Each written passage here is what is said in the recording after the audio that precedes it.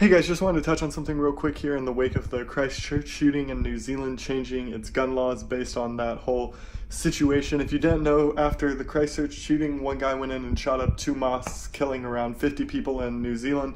Huge, horrific incident. If you haven't seen it, we have a podcast on it over on Anchor. But what happened is, wait, what's that?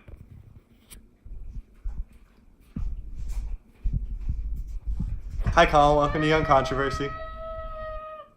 This is my brother, Colin. He has an Instagram, Colin to Play. We're going to follow him, see where he's going for a second. Mostly just so I could tag him here. Y'all watch 10 seconds of me tagging him. Where the sun's shining down on my face, I'm running away. You're in a toxic relationship. Time to be.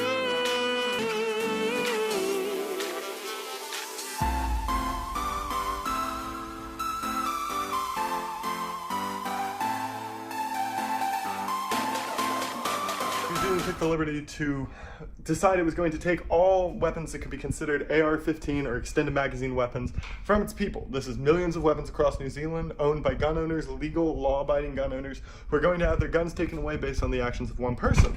Sound familiar, right? One of the biggest fears we have in America today is that exact same thing happening to us, is people taking away our guns because of the acts of one lone killer, one lone crazy person, or one lone hateful idiot like this. Now, one of the best things, at least for the people on the right side of the aisle to hear, is that out of those guns, millions across all of New Zealand, gun owners have turned in less than 500 in about 4 weeks of that policy being up. They're offering buyback programs and all kinds of different incentives to get them to turn them in. But New Zealanders are not turning in their guns. Those Kiwis like their weapons, and they are afraid of their government turning on them, just as any reasonable country should be.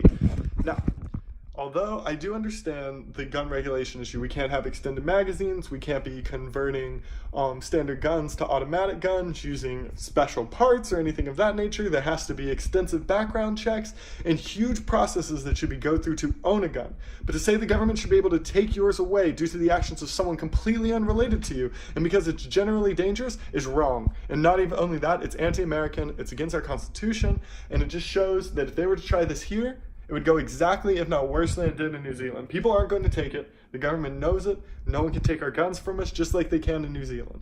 It is a voluntary deal. They're offering buyback programs for the guns. They're not working. There's nothing they don't know how to get them. They don't know how to convince people to come turn them in. It's just, oh, it's been an issue, guys. And it'll be fun to watch develop, since us in America go through something so similar in a worry every day, where you see what happens when a government tries to take away the guns from its people.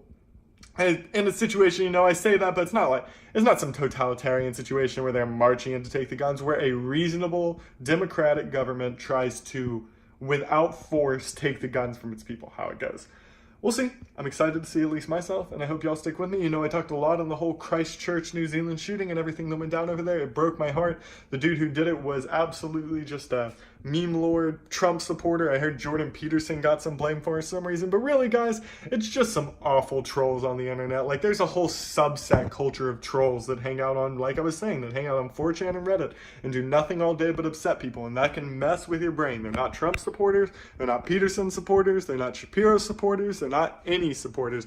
They're just people that want to see other people upset. And if you're the type of person that upsets people, Trump, for example, Jordan Peterson, for example, then they're pretty much down with you. They just want to see others upset. And that's the type of Seth pool this person came from. There's no celebrity of the brain. He wasn't part of any cult, any political affiliation, except that of the crazy and the deranged. So guys, keep your guns, keep your freedoms, and keep shooters in jail. New Zealand, I hope you're doing all right. Shout out to all the Kiwi friends out there, and hope everyone's happy, healthy, safe where they are right now. Thank you for watching Young Controversy.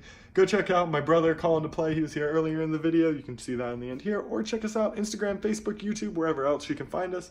Thank you for staying here for the 3 or 4 minutes and watching me. I really appreciate you guys' time, and I hope you look farther into this issue and exactly what happened. You can find it on my podcast at Anchor and my posts on Instagram or anyone else. The Christchurch shooting was a big deal. Pretty much the equivalent of the Pulse nightclub Orlando shooting here. I think it was 1 kill difference. I can't believe I have to say that, but 1 kill difference between them and here. And Orlando was extremely close to me, so I live in Florida, so I know how this had to affect such a small, tight-knit community like New Zealand. Well, We're really going to see how it develops now. We'll see how the government handles its new gun regulations, and we'll see how the people respond. Thanks for tuning in to me with Young Controversy today. Follow down below, and I'm going to be out. So have a good day. Peace.